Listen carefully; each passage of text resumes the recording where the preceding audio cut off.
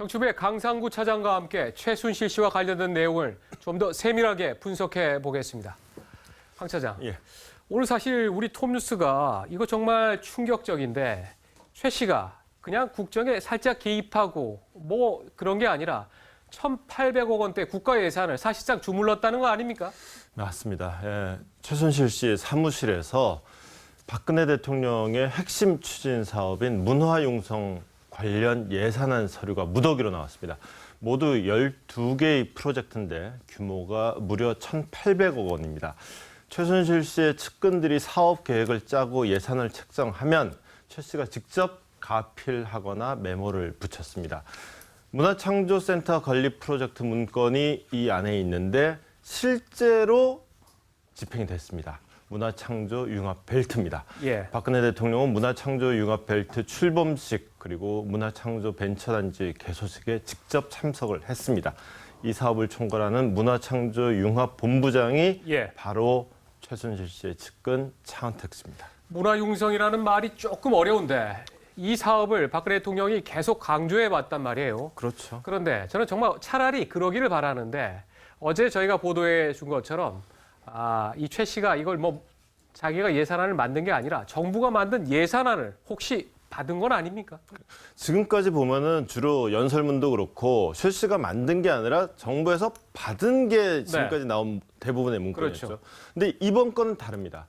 정부가 짜는 예산안이 아니라 최 네. 씨가 만든 겁니다. 그게 왜냐하면 정부가 짜는 예산안이나 사업안은 비용을 굉장히 세밀하게 적습니다. 인건비가 얼마 들고 인건비는 또 어떻게 해서 이렇게 책정이 되고 용역비는 얼마고 건축비는 얼마고 아주 세밀한데 자 이거 한번 보시죠.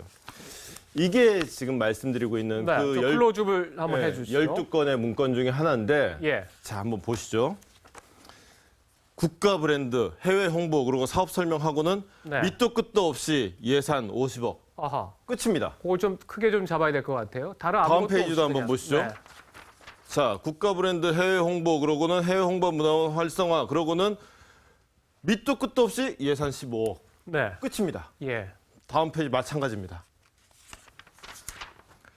체험형 테마파크 밑도 끝도 없이 예산 10억 네. 끝입니다. 아하. 세부 예산이 다 이렇습니다. 세부 네. 예산이 없어요. 잠시만요. 그러니까 예산이 딱 10억 돼 있지. 뭐 구체적으로 구체적으로 왜 10억이 들어가는지, 네. 10억이 어디에 쓰여서 10억이 되는지 아무런 설명이 없습니다. 네. 정부 문서는 절대로 이렇게 허술하게 만들지 박 않습니다. 차장도 지금 이 문서를 보고 굉장히 사실 좀 화가 나 있는데 네, 목소리가 그런데 좀 커졌습니다.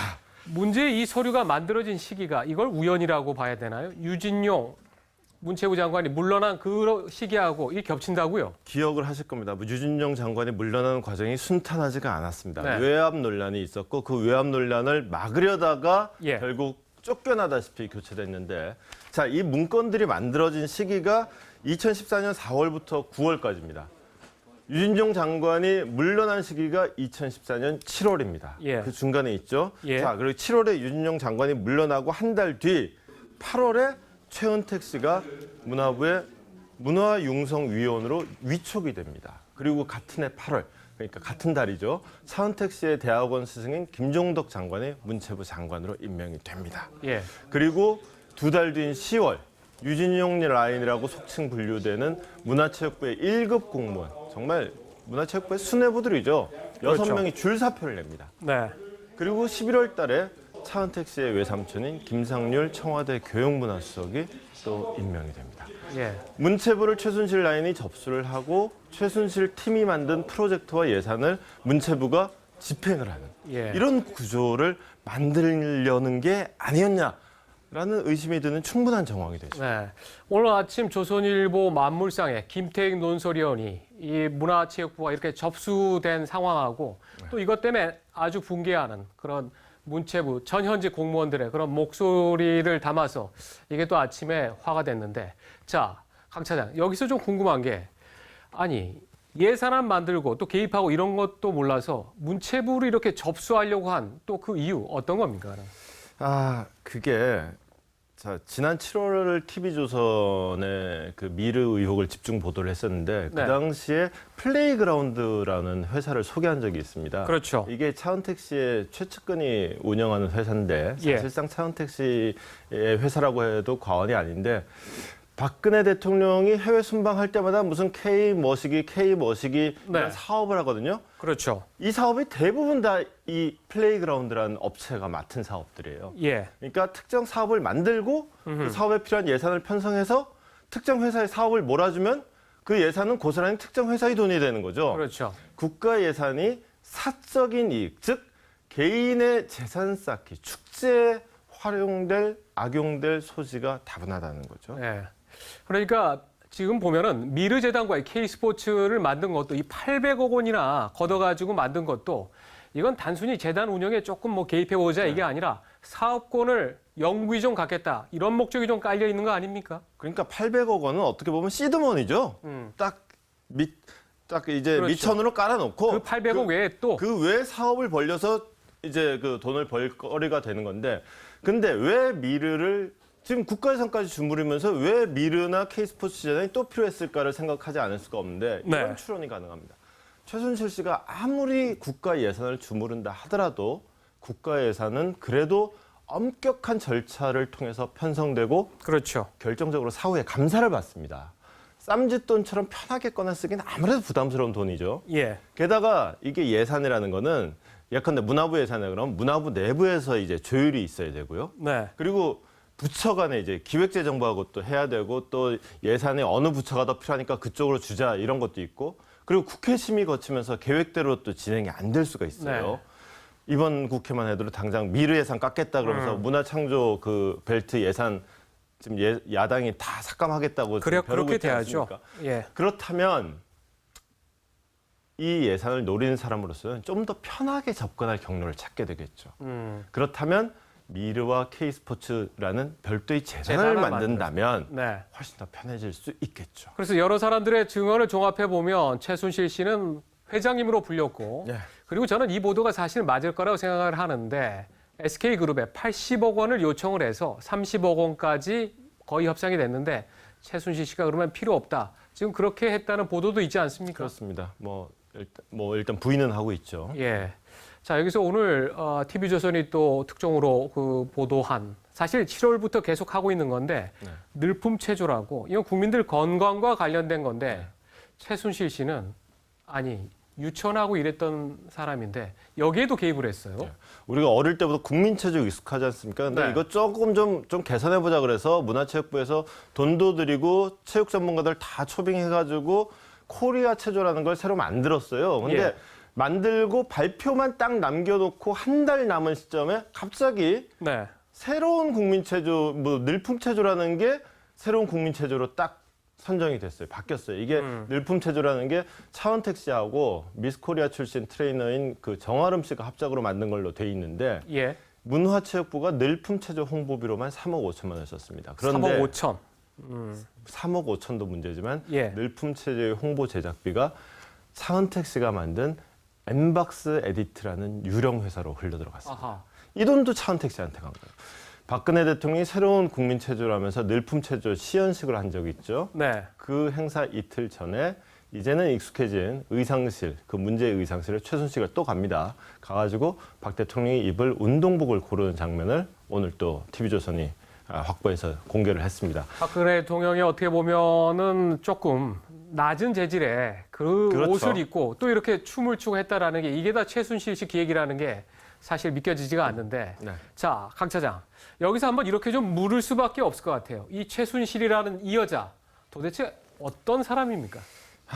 최순실 씨를 오랫동안 알고 지낸 측근인 네. 여인. 좀 자세하게 말씀드리면 왜 측근일 수 있는지를 설명드릴 수 있을 텐데 그럼 신상이 공개되기 때문에 그냥 측근이라고만 설명을 드릴 수 없다는 점 좀 양해를 부탁드리고 이 측근을 오늘 TV조선 취재진이 만났습니다. 제가 이 측근과 나눈 대화록을 읽어봤더니 가장 많이 등장한 단어가 뭐냐면 안하무인이란 말. 아나무인이다. 이 안하무인이란 말이 시도 때도 없이 나오는데 예컨대 이런 겁니다. 친목 모임에 갑니다. 그럼 집안에 가는데 현관에서 들어가질 않아요. 왠가 그러고 봤더니 부츠를 누군가 벗겨줄 때까지 들어가질 않고 기다립니다. 그리고 다른 사람이 무릎을 꿇고 벗겨줘야지 그때서야 들어갔습니다. 네. 그리고 그 오늘 아침에 조간신문에 나와서 유명해졌지만 새 신사한테 그 막대했다는 얘기 있죠. 그렇죠. 단지 세신사한테 함부로 했다는 정도가 아니라 네. 그 목욕탕에 같이 온 손님들이 있을 거 아닙니까? 근데 그 손님들도 속칭 잘 나간 사모님들이거든요. 예. 근데 최순실 씨가 왔다 그러면 때 밀다 말고 아하. 뛰어나가가지고는 아이고 오셨습니까? 이렇게 됐다는 거죠. 뭐 내지는 뭐 안 비키고 있으면은 가서 비켜 그러고 나부터 네. 할래 이렇게 했고. 최 씨가 원래 아나무인이었을 수도 있고 네. 또 최 씨가 박근혜 대통령의 측근이라는 것을 자랑하고 다니면서 2007년에 대통령 후보로 나오고 또 더군다나 이제 2014년에 대통령에 취임하면서 그 위세가 더 커진 것 아닙니까? 그렇죠. 그러니까 그 문제의 그 목욕탕에 그래도 박 대통령이 되기 전까지는 혼자 갔대요. 그 네. 위세를 부리더라도. 그런데 대통령이 된 다음엔 아예 비서를 목욕탕 안까지 데리고 와서 그 재벌 사모님들도 많이 들어왔는데 예. 목욕탕 안에 비서 데리고 온 사람은 한 명뿐이었다는 거죠. 네. 박근혜 대통령이 제가 한나라당을 1999년부터 취재했는데 1998년에 대통령에 당선되고 그리고 98년은 아니고. 90 당시에 보궐선거에서 당선이 됐었죠. 대통령이 아니라 국회의원에. 네, 예. 저도 조금 말을 좀 구분해 봅니다. 2002년에 또 대통령 후보로 나가려고 하면서 새가 모이니까 그때부터 최순실 씨가 조금 위세를 떨치지 않았나 싶은데 그런데 오늘도 주목할 만한 게 지금 야당에서는 팔선녀라는 그런 모임을 제기하고 있고 그리고 이거하고 정확한지 맞아떨어지는지는 모르겠지만 윤동빈 기자가 예. 지금 최 씨가 주관하는 유력 인사 예. 이런 또 부인들과의 사교 모임이 있었다고 지금 보도했죠. 예, 맞습니다. 그래서 저도 궁금해서 그 대목을 좀 유심히 그 취재하도록 얘기도 했고 유심히 네. 살펴봤는데 세신사 얘기가 등장하는 그 목욕탕 있죠. 바로 그 목욕탕이 실제로 부유층 부인들의 모임이 존재하긴 했습니다. 그 목욕탕에서. 네. 새로운 인물이 합류하면은 최순실 씨를 소개하면서 이 언니가 대장이야 인사드려 이렇게 얘기를 했다 그래요. 그 목욕탕에 드나드는 인물들 이름도 들었습니다. 공개해드릴 수는 없는 걸 죄송하게 생각합니다.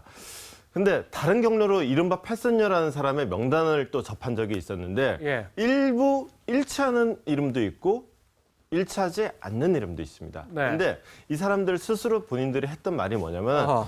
나 다른 데서 만날 수 없는 사람이야.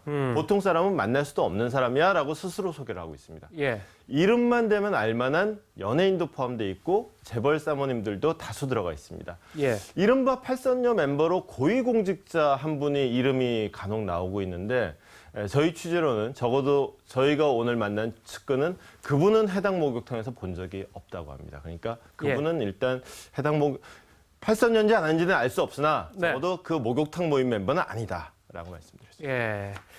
참 이 문제에 대해서는 이걸 언제까지 우리가 이렇게 또 끌고 가야 되고 또 국민들이 처참하게 느껴야 되나 하면 할수록 그런 생각이 드는데 그러나 또 우리가 기자들로서 이 문제는 파헤치지 않을 수가 없을 것 같습니다. 자, 오늘 여기까지 듣도록 하겠습니다. 자, 수고했습니다.